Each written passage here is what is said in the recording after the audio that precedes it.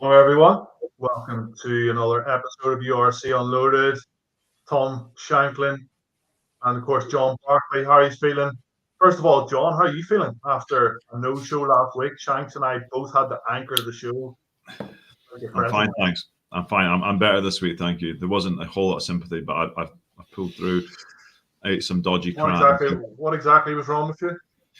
I made the mistake of eating in a local market in Singapore and ate some seafood, and the results weren't great. So he's rehearsed this, Shanks, hasn't he? Yeah. I mean, we sent out an SOS for you, and you have been spotted. Oh yeah. Who'd you send dancing away? There's spies everywhere. You have spies everywhere. Someone from Orchard Road. But you're better though, yeah? Because we didn't hear from you for a while. I mean, there was no text before the show to say, I can't make it, guys. I barricaded myself in the toilet. You just went AWOL. You went AWOL. I mean, that's what really worried us. I sent a message. I'm really up poorly. It's coming out of both ends. I thought that was enough. Yeah. Then the producer said, are you okay? And I straight back saying, no, I'm not okay. I wasn't really in the mood for chit chat at that point, but hey. Then you were like this. Then you were like this. Yeah. No, there wasn't.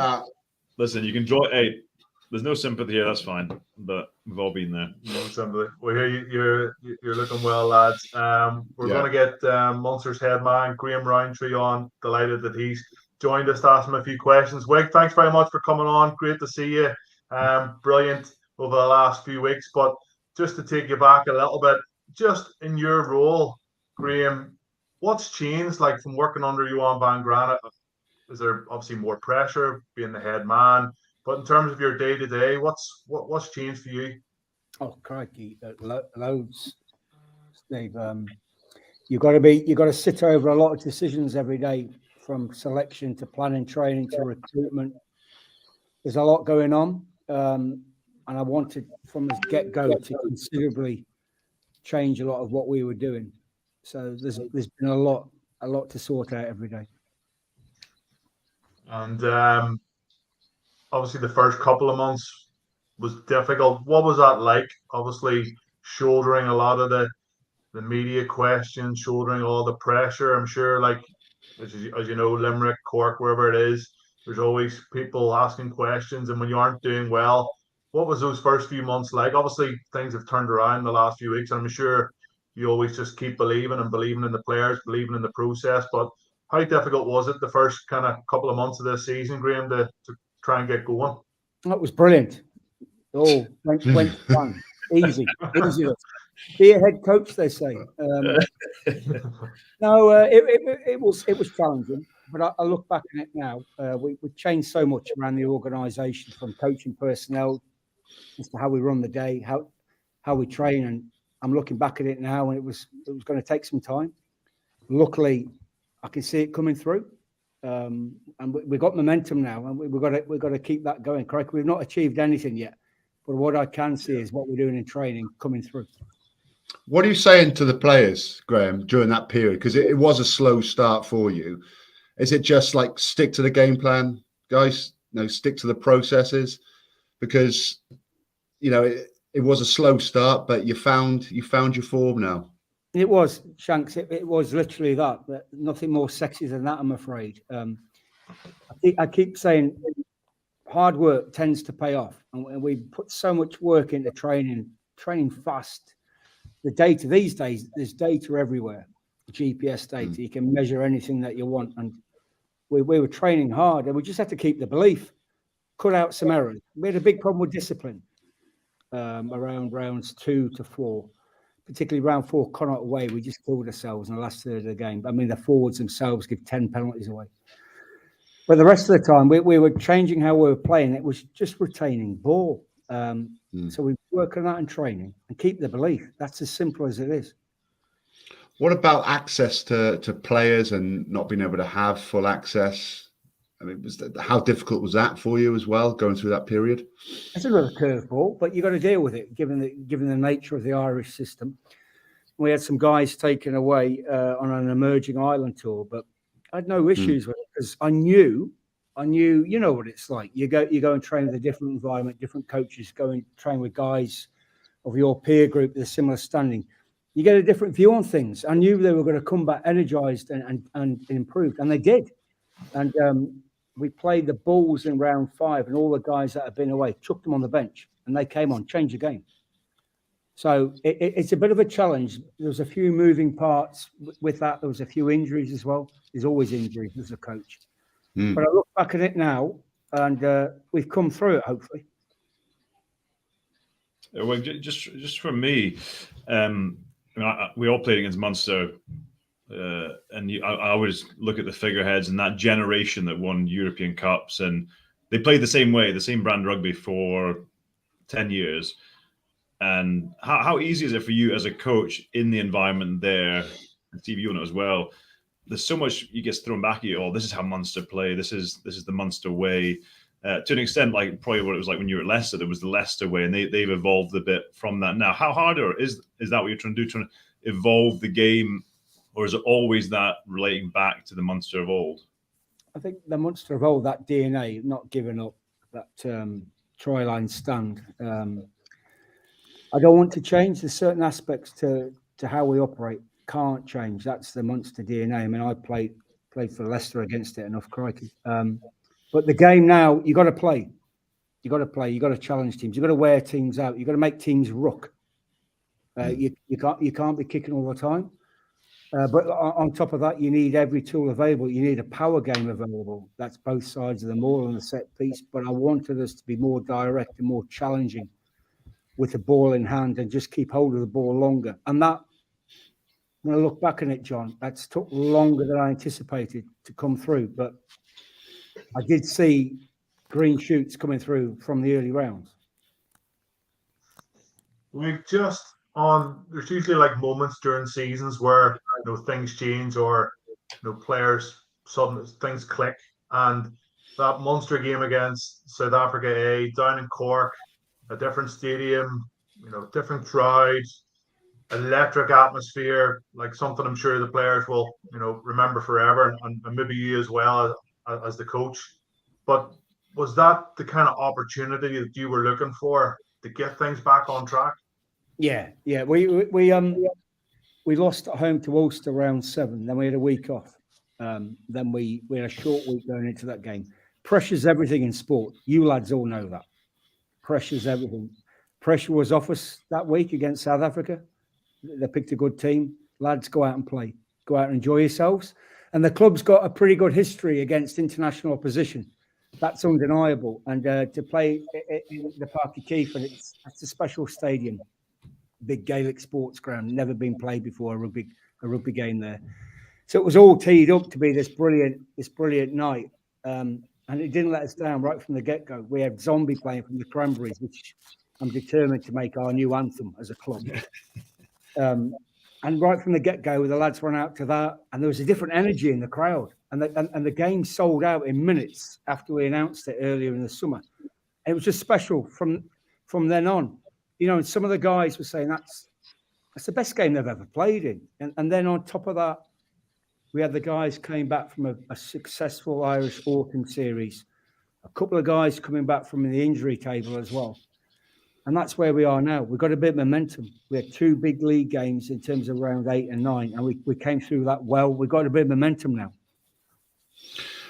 Wick, Munster obviously one of the greatest teams in the Northern Hemisphere. I look at them, Leicester as well, Toulouse, Bath, Cardiff. What's it like as a Cardiff? You've played against these teams, but what's it like for you now being a coach? Can you enjoy it, or is it just you turn up to Thomond Park and you've got your game head on, or can you actually sort of stand back, sit back, and look around and think, this is awesome. This is why I coach. I've got my game ears on constantly. Yeah. No, I wouldn't. See 'em. I have to live with these as well. I wouldn't be doing anything different. I'm blessed to be doing what I'm doing. I honestly, I don't know what I would be doing if I wasn't coaching. And you go to, I think you visit some rugby stadium around the world, and you could describe them as a bit of a cathedral, rugby cathedral. Thomond Park's like that, particularly for a European night. I've experienced a few since I've been at the club. So looking forward to Sunday, but I wouldn't, the pressure's different. The pressure's great. There's an expectancy. You mentioned the Limerick environment, the Limerick culture earlier. It's a bit of a goldfish bowl for the right reasons, but I wouldn't change it for anything. Wait, did you ever think about not coaching? No. Was it always what you were going to do? I knew before I finished playing, John, I wanted to coach. Obviously, I played at Leicester. Towards the end of my career, I was helping out with the academy one night a week, and I thought, this is it. I like this. I like being on the field with the lads, getting them ready for a game. I still love a one-on-one meeting with lads, going through the game. I can't imagine doing anything different. It's interesting. So I think people think that the reality, people think like coaching. Sorry, that was my thought when someone said, "Do you want to go into coaching?" And I thought it could be a bit of a crack. This and could be the reality of coaching is pretty different, and the stress and the pressures that, as we've spoken of, is pretty full on, especially at a club like Munster. I guess that's kind of that on steroids. I think it's about who you work with, and that's the guys you coach, the coaches that you work with. I've been very fortunate so far through my career. Worked with some great people. You got to enjoy what you're doing, John. Have some crack, and enjoy being on the field, getting lads ready. Yeah, it's not easy. You have hard times. I mean, crikey, I've experienced that in the last few months, but I wouldn't change it for anything. John played golf with his boss today, so he's doing all right. Wig. He's enjoying his life. Still got the gear He let him win. He let him win as well. Hate golf. I'd rather run a marathon on my hands than play a round of golf. I'd rather play 26 rounds of golf than run a marathon. So there you go. Too much skill, too much patience. I was not blessed with either of those. Wig, just lastly on this weekend's game against Toulouse, I was involved in a Heineken Champions Cup launch there last week, and there was a number of players: George Ford, Camille Schad, Andre Pollard, Sam Skinner, Peter Aki, who obviously is at Toulouse. And one of the questions that was given to them was, what's the best atmosphere? What's the best stadium you've played in European rugby? And they all said Thomond Park. So what can the people listening here tonight, the people looking forward to the match at the weekend, what can we expect at 3:15 on Sunday afternoon? Just an emotional wave, electric atmosphere in the crowd. Yeah, that's what I experience. Yeah, all of that. Crikey, we're very blessed with the support that we have from our crowd. They stick with us through thick and thin. Be a special night, hopefully. Happy days, Graham. We'll not keep any longer. Head coach Munster Rugby, thank you so much for coming on. Best of luck this weekend, and I'm sure we'll catch up as the season goes on. So cheers, take it easy. Thanks, Wig. Cheers. Bye, mate. Cheers. Bye. I thought you were going to question. You want to take up coaching, John? I've got this friend about my height, my build. No, I'm so glad I didn't coach, to be honest. You can see the stress. He mentioned that Mike Blair. I spoke to Mike Blair, and he's like, it is full on. Like, he's on the computer. Especially like, say, Scotland, right? There's 2 teams. Wales, there's 4 teams. Ireland, there's 4 teams. There's not many opportunities, and a lot of it is you have to go where the work is. So you have to up sticks and travel. So if you're a good coach, yeah. So there's a couple of coaching jobs going, I think, in Wales as well. Yeah, I'm sure it is. Anyway. Lads, last weekend's action. We'll kick on. We'll jump onto the Munster game in a second. Obviously, that capitulation by Edinburgh, but there was another capitulation, and that, of course, was by Ulster away in the RDS. Instead of me chatting about it, I'm sure you both watched the highlights, watched some of the tries, watched how Ulster folded. I've been in the players' shoes. Like, it's happened to me, and I'm sure it's happened to you, where you just can't change the tide. You just can't turn it in a match, and Ulster just couldn't do it. But Shanks, your thoughts on the game, and were you impressed with Leinster's second half comeback? Yeah, really impressed. Seen it a few times this weekend. Tries before half time either are just winning games for teams or just giving teams a chance. And the try for Leinster just before half-time was massive, as was the Scannell try for Munster as well. It just gives teams a bit of hope, and it makes the comeback that little bit easier. Quite a few teams at the moment just switching off right at halftime. It's such a key moment. You could even go back to the start of that game, Stevie, with the Tom Stewart opportunity, not hitting McElroy on the right-hand side. Eventually, they get 3 points from it a couple of phases later. But for me, that's a clear opportunity to score. And the more you put points on team, the more you pressure team, the harder psychologically it is to come back because the scoreline's so high. I think Cian Healy's red card, it was a red. I mean, he can tackle lower. He's a bit of footwork's done him basically, and he's got himself in a bad position. And when you tackle high and you don't dip as low, head on head can happen. And when it does, it is going to be a red card. But the 2 yellows, especially when a team gets a red card, the biggest thing next is for you as the team with 15 players, your discipline has to be key to make use of those 14 players that you're playing against. And Ulster have 2 yellows.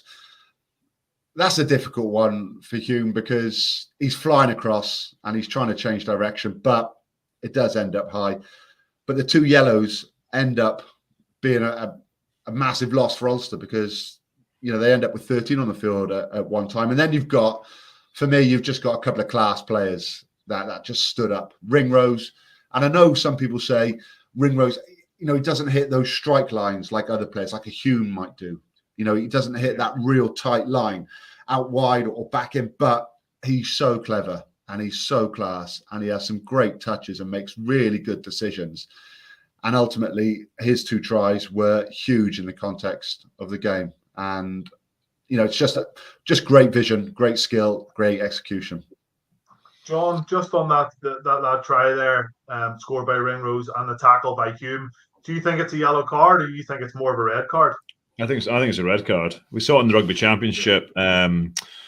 Kiwi prop's name is gone from me, and it's exactly that. Tracking across, and I think they're the kind of ones. Arguably, Cian Healy gets done with a bit of footwork, like you said, Shank. So he gets his shoulder on the wrong side, and he kind of chases across, and it's a red card. That Hume one, he's trying to fly up, and you have to put pressure on, on your own line. You have to fly up, but he's lucky he doesn't connect more front on because at that speed, the footwork does him.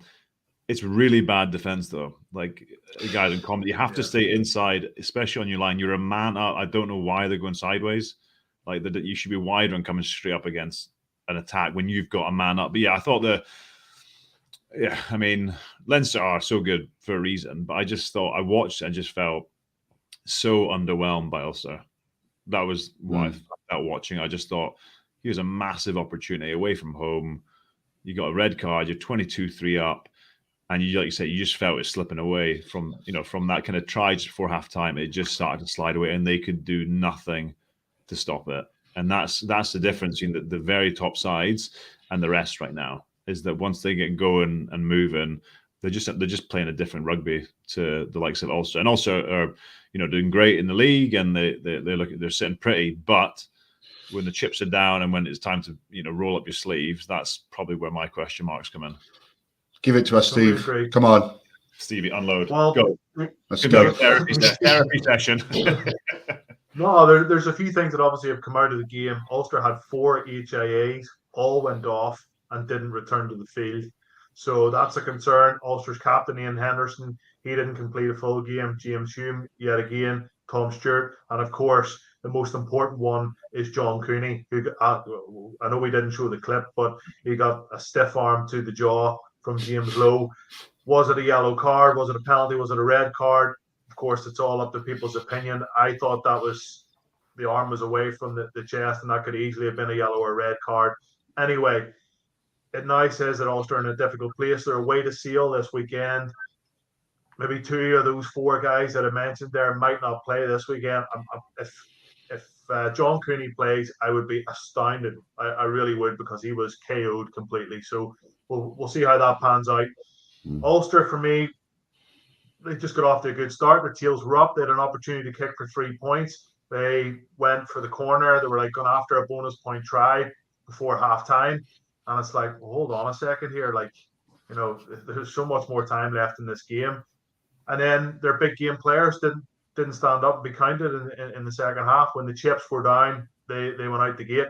Dan McFarland, in the pre-match interview for Vile Play, talked about the freight train coming off the bench, and it was anything but. Like, it was no impact whatsoever. So,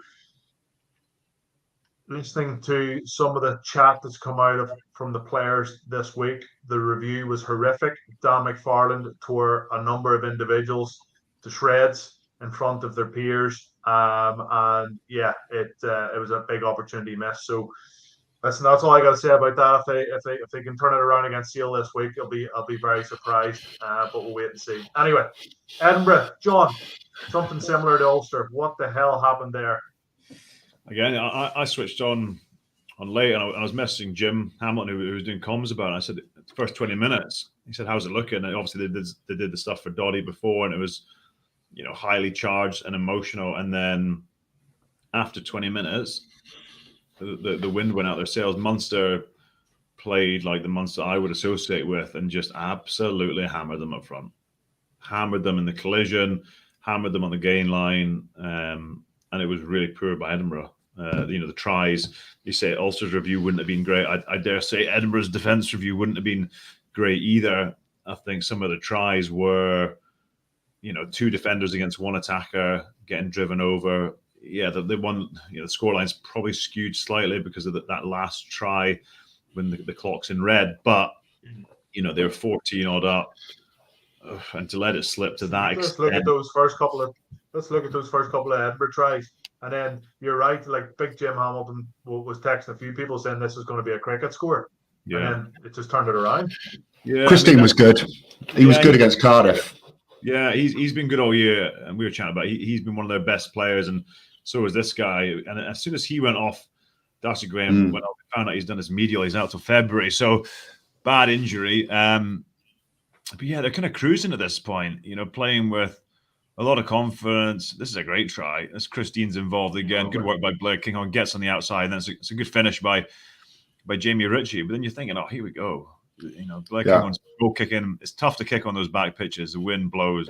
It's hellish. So they're sat at 17-7, and then try before halftime, try just after halftime, another one at about 45 minutes. And then it was just that tidal wave, and Edinburgh just had no answers. And that's, again, like going back to Ulster, the best teams, find out a way to. I mean, that's just so soft. There's another one late in the game, but the best teams find a way to change and to be physical and to make a difference. That's the try just before half time. And at the moment when things are going against Edinburgh, like in Benetton, like versus the Lions at home, there's probably question marks with how resilient they're going to be in those moments, and that's the trick for these top teams to catch the rest. I mean, this is arguably the softest try. Really quick ball, no pressure on the ball. Number 8. I mean, there's 3 Edinburgh defenders there. That's just poor tackle. Poor tackle up front straight away. And Coombs, it was a good finish. Yeah, like it was a good finish from Coombs, but just one missed tackle. That's all it took. I thought the Nash try, you're right, John, was just soft. Just goes through 2 defenders. Yeah. Don't even, hardly breaks speed. And like you say, after 36 minutes, Edinburgh didn't score another point. Yeah. You can't go through games like that unless you're winning by 50 after 36 minutes. So yeah, I don't know this. I think sorry, Stephen, you go. I'm going ahead, bud. No, I was just going to say, I think with Edinburgh, we've spoken about Edinburgh and to a lesser extent Glasgow, like they're great when they're going forward, but when things are going against them, and you could say the same for Ulster, you could say the same for a number of teams in that middle section. Connacht arguably would be in that bracket. Munster at the start of the season. Ulster, when it's not going well, they find it hard to find a way to change the speed of the game and the narrative in the game. Totally agree, but I was impressed by Munster. Good angles of running, coming onto the ball at pace, lost more energy. A couple of the lads back again. Tadhg Byrne makes such a difference to that Munster team. Like he really, really does. So hopefully they can kick on. I know a couple of weeks of Europe. Cardiff, Shanks, they were in this game. I was keeping an eye on the score for the first 20 minutes. And No, I was like, Ospreys. The Ospreys or Cardiff? I'm sorry. Ospreys. That's like Cardiff. Should we Cardiff cut? first. Should we cut? Should we edit it? I know we can't. Sorry, they won't show that. It's not live. It's fine, man. We're going to go to Cardiff first. Okay. Oh, mixing up. Cardiff first. Didn't score a try. 6 tries to 0. That's basically tells you how good the Bulls were. Hussein at 10 was brilliant. Just a really good facilitator.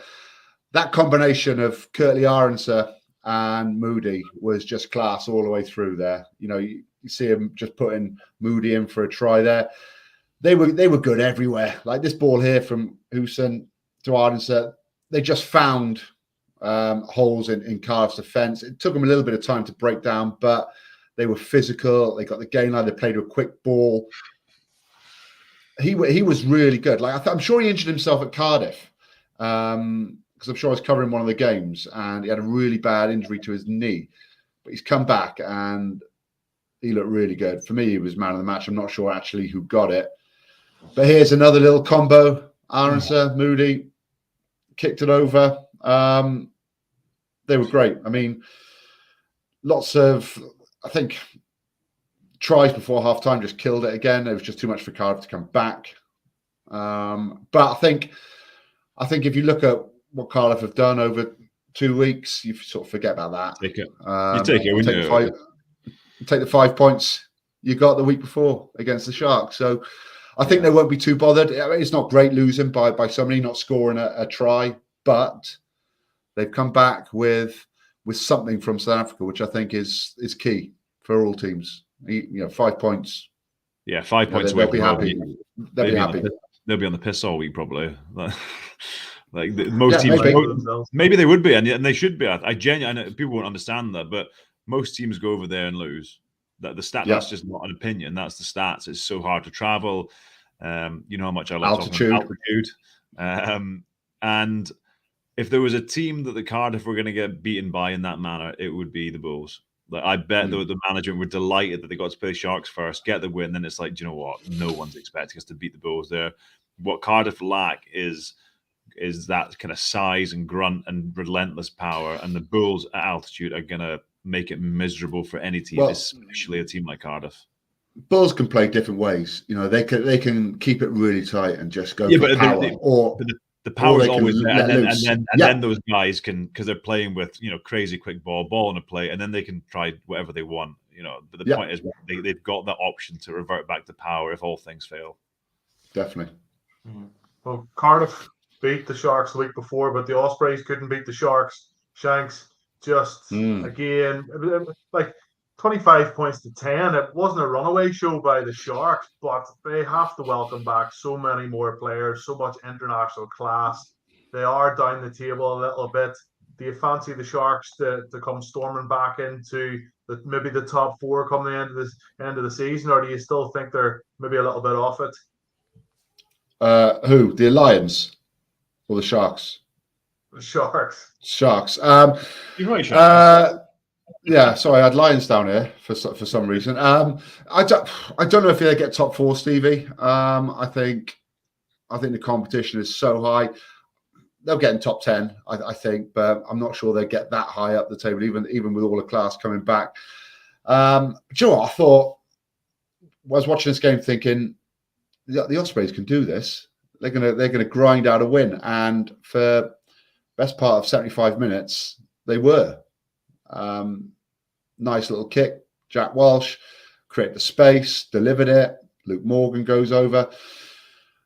It wasn't the greatest of games. It was tight all the way through, and the final result does not reflect the game. 25-10. Late tries, completely late tries, but Ospreys were always in this. Morgan Morris, who's had a really good season.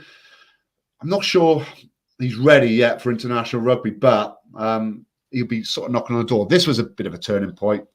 Kai Evans shanks the ball out. That just gives territory. And then Chamberlain just goes through, I mean, look at the time. You know, it's right on the 75th minute. One poor kick gives Sharks the territory and the possession they need, and they just end up, 15 points they beat them by in like 5 minutes. So it wasn't a true reflection of the game. I thought the Ospreys did enough to get something out of it, whether it be a losing bonus point, but wasn't to be. They'll have to learn from that, move on. That's all I've got to say. Fair enough. Moving on, Stormers, Dragons. Geez, it ended up tight enough, and Dragons they didn't score 4 tries, Shanks. Did they only the 3? No, I think they scored 4. Did they I thought score they scored 4? 4. Got a point out of it. Yeah, well, you're making me question now my own. I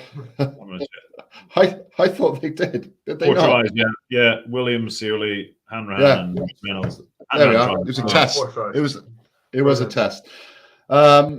Yeah, look, they got a point, and I think they deserve that point. They certainly seem a better team, and I think a lot of the Welsh teams are performing a lot better over in South Africa, and it's a good gauge of where you are as a team going over to South Africa, because so many quality teams from this league. You're talking the Leinsters, the Munsters, maybe not, but the Ulsters as well have gone over there and come back with not much. So I mean, the Stormers, they started off well. 2 more tries, which sort of took quite a bit of momentum out of the Dragons. This is perfect conditions. Look at that. Pitch is green. It's lovely. The sun's out. Must be so nice to play. Yeah. And these were 2 tries that sort of laid the foundations really for the Stormers. But I tell you, they scored a couple of worldies. We'll see them after this. Another one, early doors, 15 minutes. If your maul defense isn't functioning and the team in front of you got good maul, then, I mean, this one's run over by the end. But have a look at this. This is from a kick they caught, really good kick in the air, and then it's just pace and power. Wheels. Look at Blom and Cheese here, just one-handed. It's filthy, innit? You'd be raging as a player. Rage. It's for Jim. This one as well. Look, watch Manny Lebock here. Yeah. One step inside. Manny Lebock is ridiculous, lads. Mate, His the pace passing as well. game is so good. His stepping game is. That's If like, you- that's like he's playing class. 7-a-side rugby. That's the kind of try you'd see in 7s. But there's. Do you know the key to that as well? Players. People say, like, the scrum is the key to that, because they turn the Dragons so far away from covering defence. So the hole is there. So the back row's completely gone, John. Yeah. Steps inside and over chasing scrum half. And then it's just natural instinct, which comes back, which leads him to score a try. Jordan Williams got an intercept, which was good. Gave him a glimmer of hope. It's good to see him back. Then they get the maul, starts functioning for them. So it was good in the end for them to get 4 points. Scored 4 nice tries. Ben Fry makes some really nice break. Yeah. Nearly takes himself out there. The Sniper nearly gets him. Yeah. This is a great try. Lovely offload. Offload. Yeah. Great. Struggle to see a better try. I think Dragons are. Di Flanagan's obviously changed the environment. There's improvements definitely. Look, and it's not to be patronising, but not many teams are going to beat Stormers over in Cape Town, are they?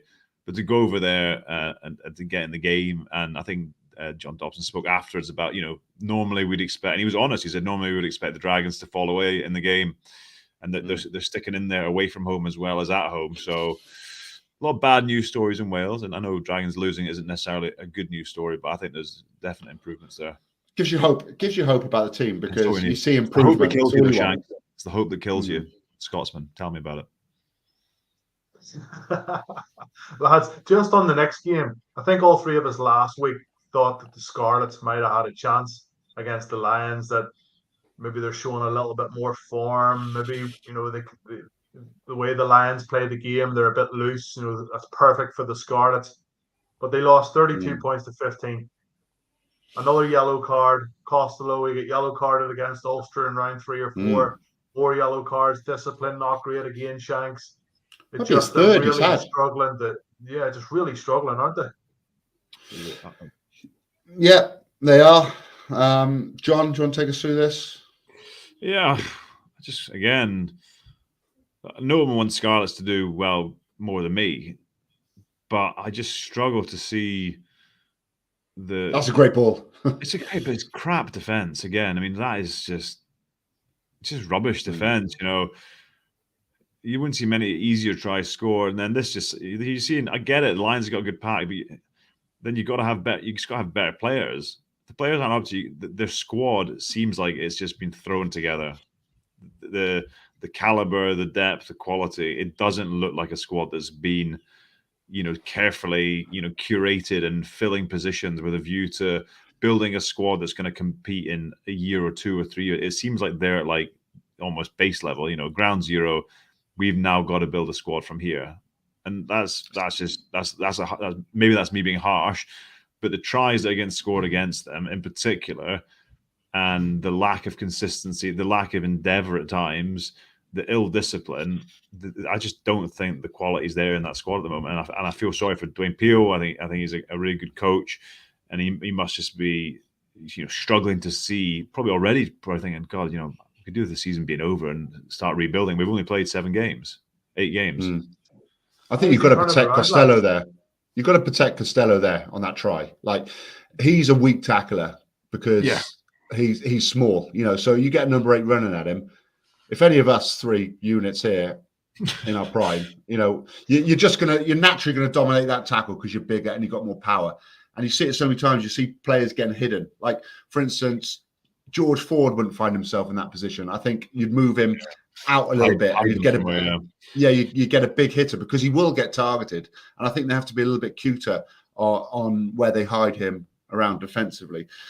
You can't go hiding. You can't go hiding players, Shanks.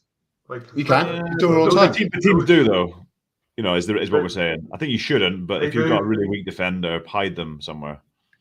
But I think they've got better defenders that are on the bench or not playing at 10.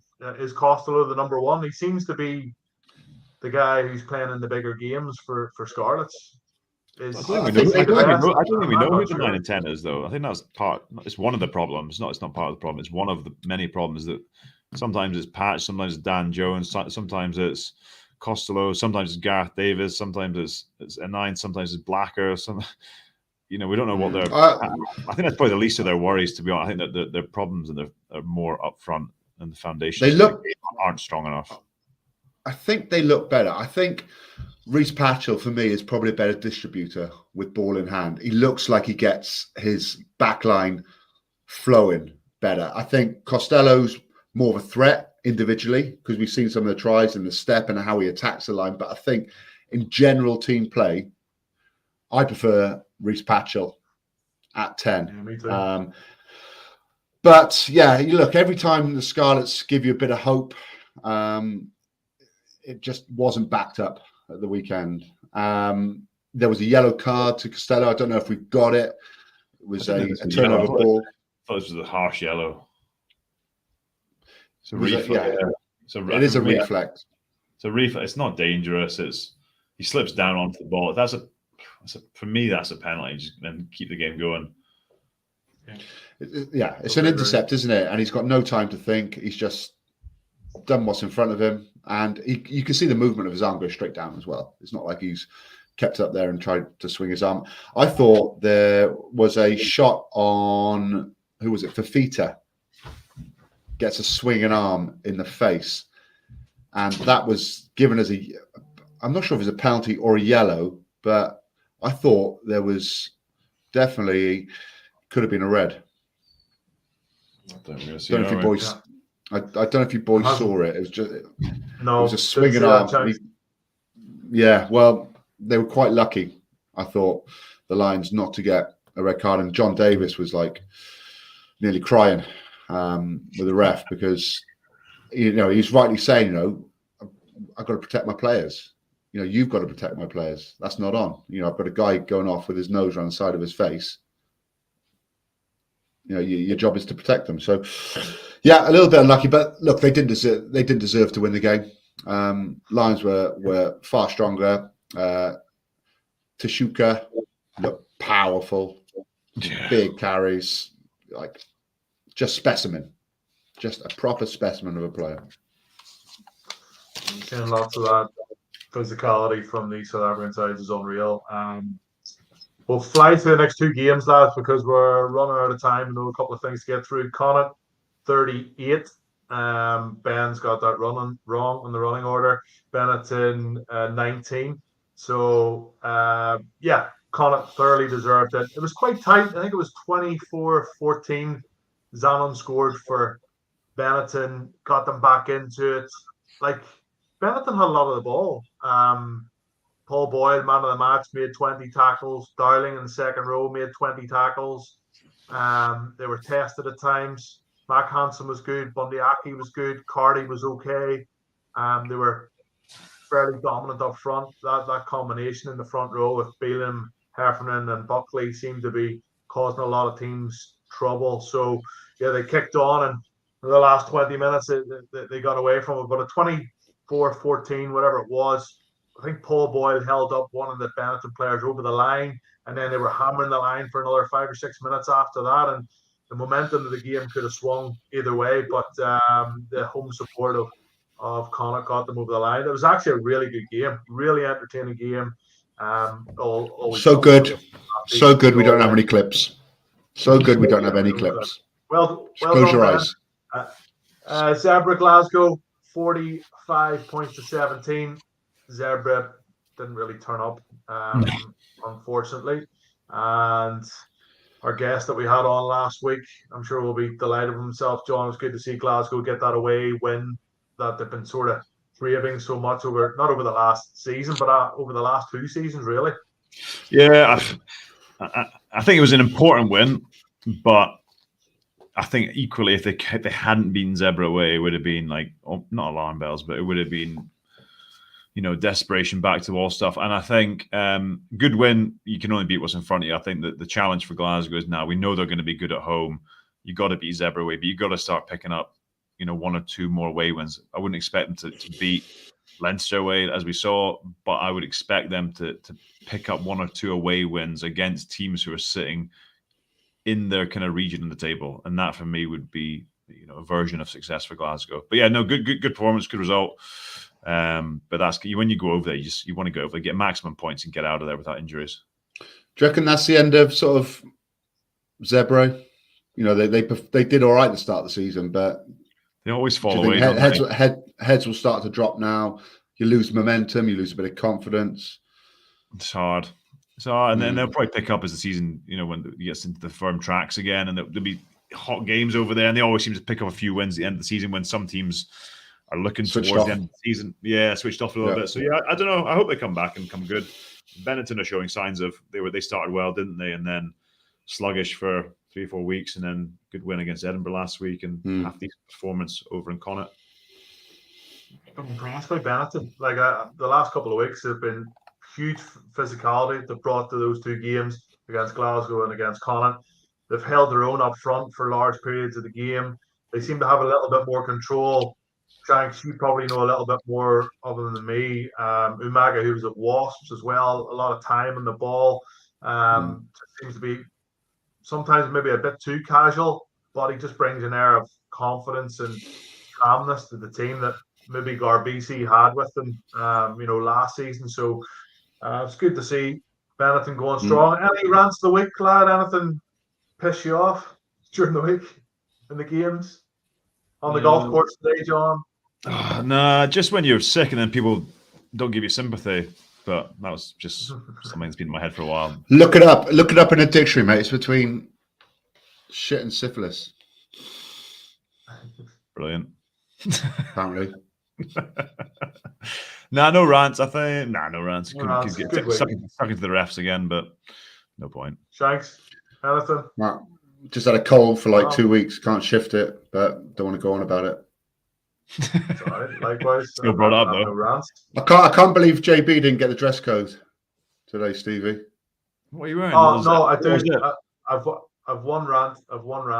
So right. Collie, obviously the main man at Fireplay in Dublin, told me that he was going to Stockholm over the weekend. I'll see you there, buddy. See you in the airport. So of course I get to the airport. I'm like, Murph, the producer was there, a couple other lads. where's Collie? Oh, he's too busy. Can't make it. He can't make it. So, Collie, if you're listening, you let me down. You're supposed to go. We both have young families at home. I made the sacrifice. You didn't. Be ashamed of yourself. Anyway, presenter's choice, lads. Let's see what we have. He's not listening, is he? He doesn't listen. He doesn't know the show goes on anymore. Favorite cut of meat. Best current rugby head coach. Champions Cup winners. Well, you love your barbecuing, John. So, favorite cut of meat. Ribeye. Shanks. Yeah, if I was having steak, it would be like a Côte de Boeuf, which is essentially a big ribeye. If I was having a roast dinner, I'm really liking at the moment a rolled sirloin. What about you, Stevie? How's your barbecue set up at home now, Shanks? Is it all finished, completed? It's all rusted now. I haven't used it all winter. Yeah. I haven't bothered to clean it. You don't have to clean it. It's too cold at the moment. I'm just using a conventional oven. What about you, Stevie? My Kamado Joe's in the garage. Like, it's had about 5 outings in the last year.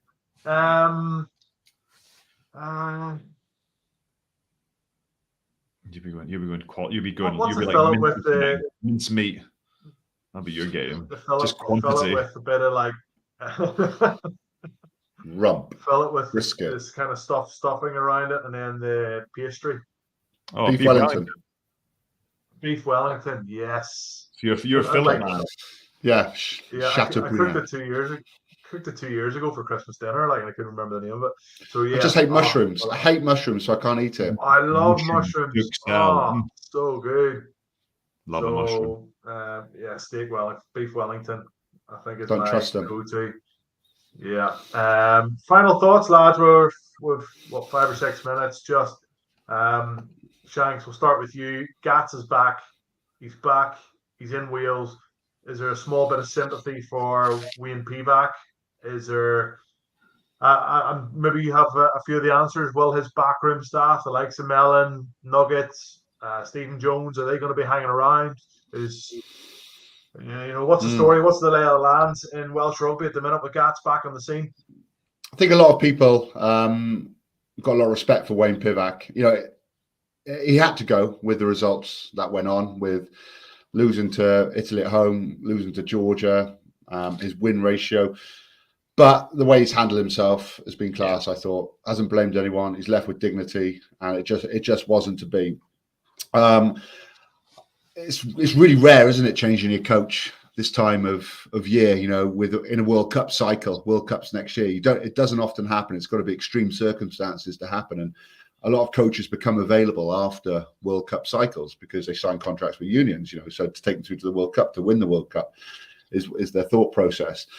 So I was surprised when Gatland was announced that he was taking the job, because he did it for 12 years, successful, Grand Slams, Championship, semi-finals. The 2019 took Wales to a semi-final of World Cup, and I thought that's probably as far as he can take Wales. And it was time for a change. So surprises come back, but do you know what? There probably wouldn't have been loads of different options, for the WRU to pick, and Pivac had to go. You had to get someone in. There, Shanks.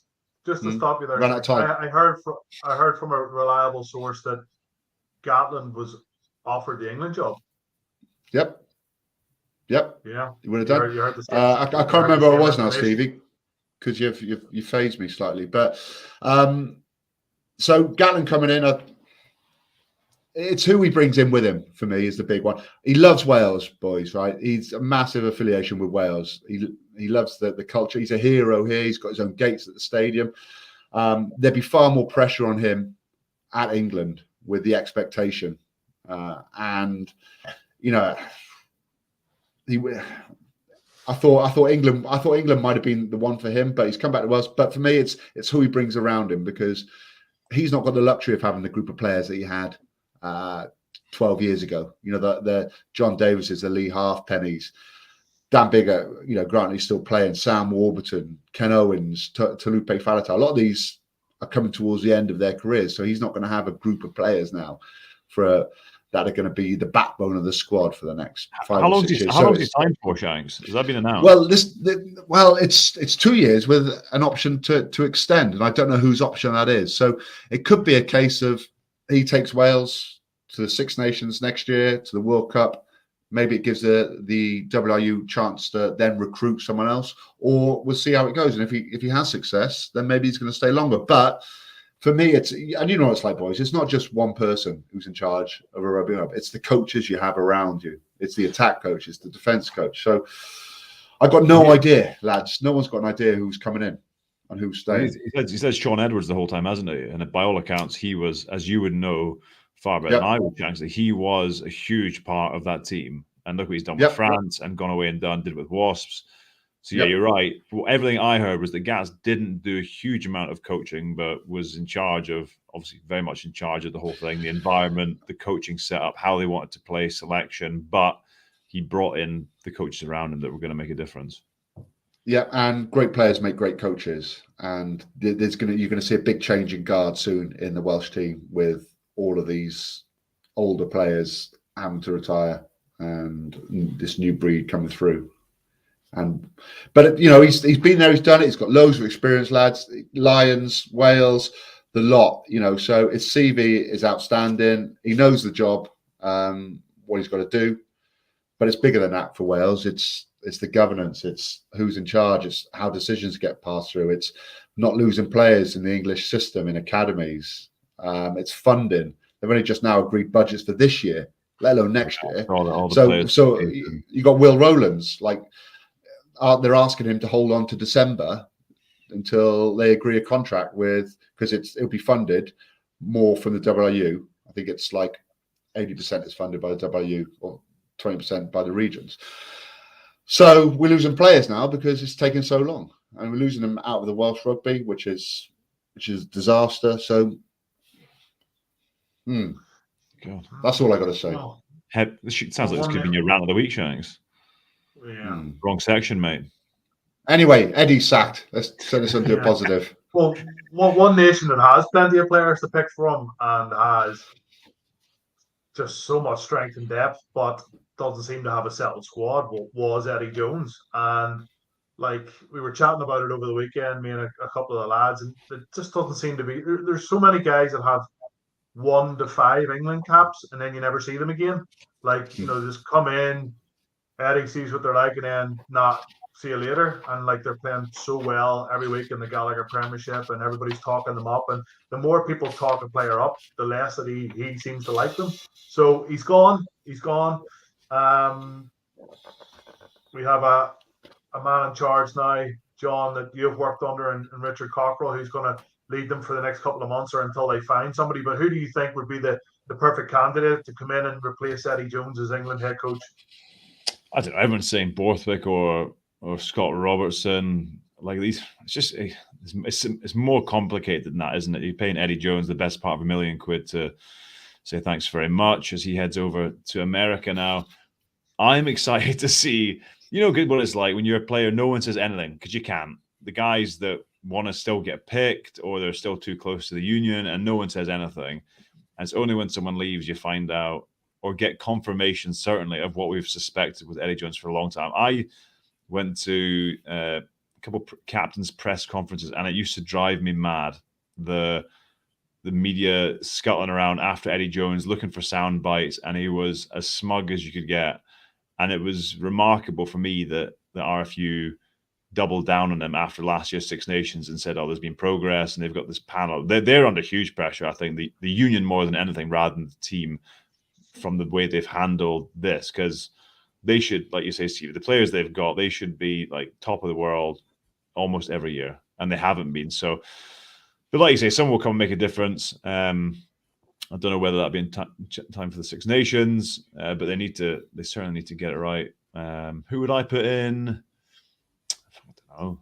Yeah, I like the way Scott Robertson's seen everyone who I know has played for the Babas, which is a bit different to obviously an international team, but just says it's brilliant. It says like Stuart McInally went away with the Babas for a week. He said it was the best week of his whole rugby career. But the whole thing was just set up right, and he seems to get it. So maybe that's what it's got to be. It's got to be someone relatable, because that's what Gatland is with the Welsh public. They can relate to him.